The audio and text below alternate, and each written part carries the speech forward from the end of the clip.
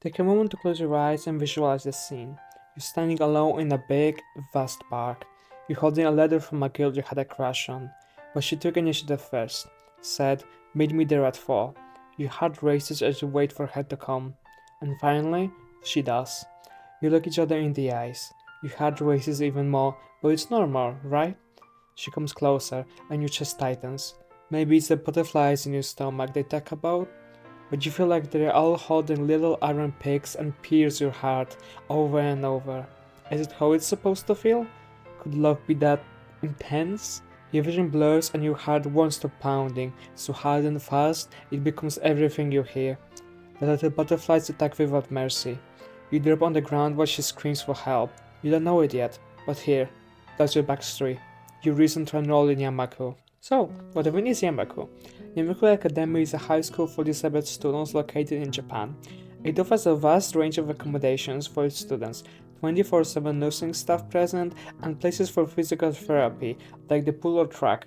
It's placed atop a hill over a small town and nearby city, which gives it a sort of closed-off, remote feeling, despite it not being physically far away from the rest of so-called civilization. Our main character, Hisao, the boy with heart problems from the intro, gets center and is when Katawa Shoujo opens its story.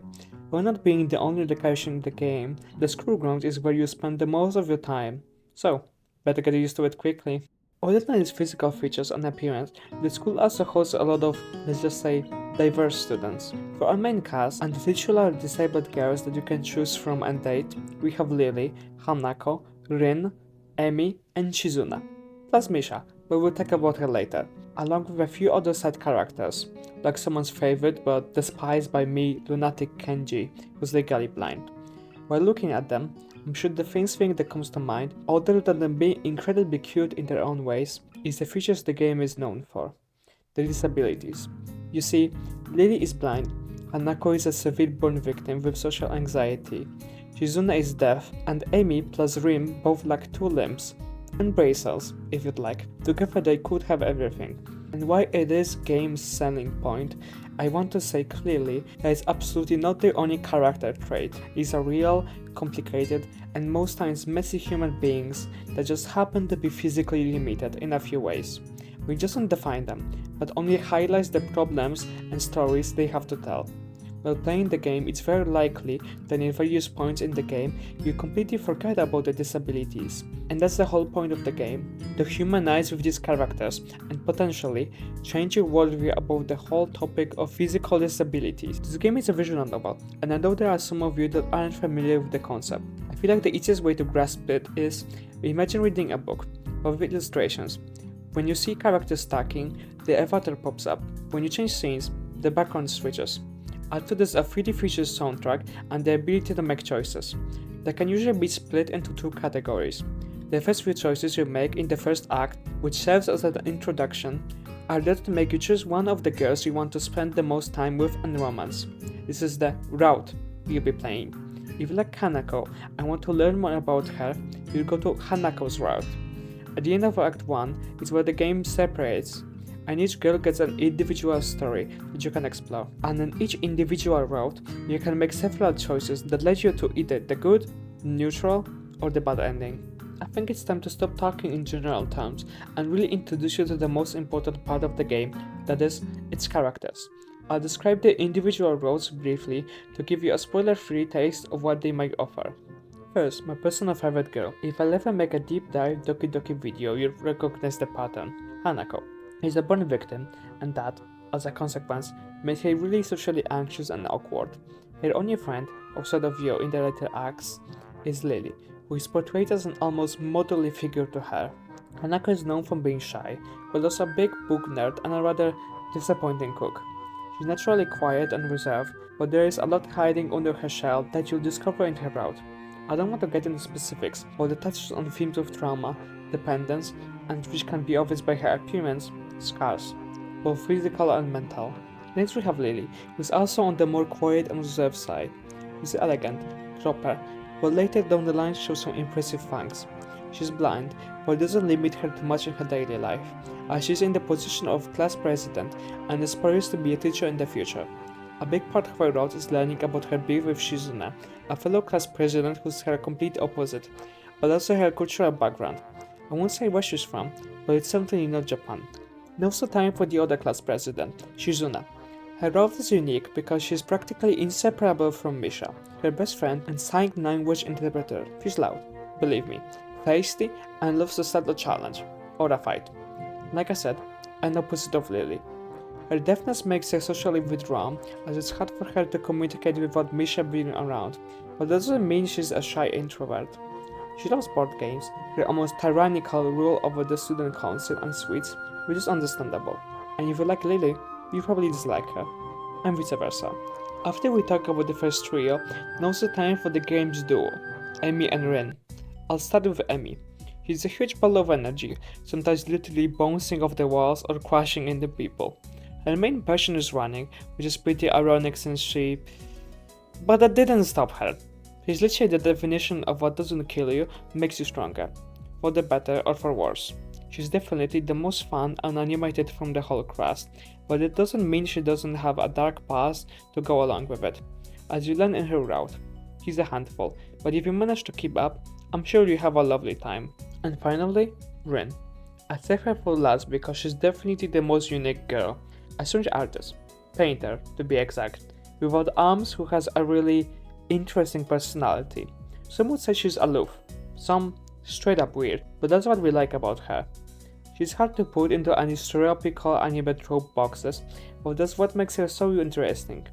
You really have to throw your expectations out of the window and brace yourself for the wide ride she'll take you on. I'm sure like Shizune, she's very divisive, and you either love her or hate her, or just plainly don't understand her, but I'm sure she's really worth a try to get to know better. In some parts I already suggested some of the mature and serious topics this game is trying to convey, but I want to be clear about its tone. It's not an inherently sad game. Sure, it has its heartbreaking moments, but also just as many wholesome and heartwarming.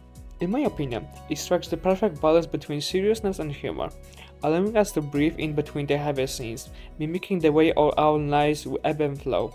With that at hand, dealing with daily life and romance while disabled, is serious and heavy, but the game doesn't try to pity these characters. They are treated just like some side characters who aren't disabled, which is really important when you're trying to make the players empathize with the cast. And I'm sure every one of you will find something relatable in them, and that's the beauty of this game. Oh, and one more thing. This game's protagonist, Hisao, is, considering many other romance VN or anime protagonists, pretty alright. Sure, sometimes he's a bit clueless or awkward, but he's got his heart in the right place, and don't worry, he doesn't think just with his dick. In that sense, he's just like every normal teenage boy, so we can cut him some slack. Now, let's talk art and music. I think I don't need to say much since you've been both looking and listening to it for the whole video, but I just want to add a few things. The music absolutely slaps, that's for sure, but it also works very well with the story. Every bit of conversation is accompanied with a track that feels natural and greatly represents the mood. Of course, it leads to some funny moments, like when suddenly something like Cold Iron starts playing and you're like, oh, shit is about to go down. But in my opinion, it only adds to the game's atmosphere. I also think that the art, being a mix of real-life photos with an anime filter on top and hand-drawn CGs, is great at capturing the vibe. There's a surprising amount of different environments and places you explore, so you're not just limited to the scroll grounds, and when the CG hits, trust me, it hits all the right emotional and thematic spots. Sure, the game might look a little old and outdated, but it's a charm, not a flaw. Just like some don't like the look of old animes, I'm sure not everyone will vibe with Katawa Shoujo. But it's okay, I'm sure there are a lot of people, including me, who will dig it up. I think it's time for the most important, and maybe the hardest part of this video to write. That is, the personal impact this game had on me. Without getting into spoiler territory, it sure as hell made me cry. Hard. Not a few long tears rolling down the cheek, a full-blown breakdown that lasted for an hour or two, multiple times. For me, the root that hit the hardest is Hanako's. As someone surviving through the depths of self-harming addiction, living with a whole lot of scars all over my body, I saw myself in her, and her story of growth, trying to overcome the shame and fear, really inspired and shook something in me. Made me realize that, hey, maybe I don't need to hide as much. Maybe as for her, there will also be someone willing to accept me for who I am, scars and all. I cried at the scene when she finally showed her body, her scars, to Hisao. Because for me, it was one of the bravest acts I've seen in fiction. This game stayed with me long after I closed my laptop, and I'm sure it will stay with me for a long time. The characters and their stories, they all taught me various lessons. Seeing the struggles, and how truly brave they are for still facing themselves and the world despite them, gave me inspiration and hope. In the best kind of way. Not in the they have it worse, so maybe it'll be okay for me sense, but in a they have it worse, and they don't give up, so maybe I want it like that. I could talk about this for so much longer, but I think it would be best to leave some space for your own reflections. And stories related to the game, because I'm sure you'll find something valuable there. At the end, I want to mention some important things. Yes, this game has mature content, but it isn't included as default if you download it from Steam.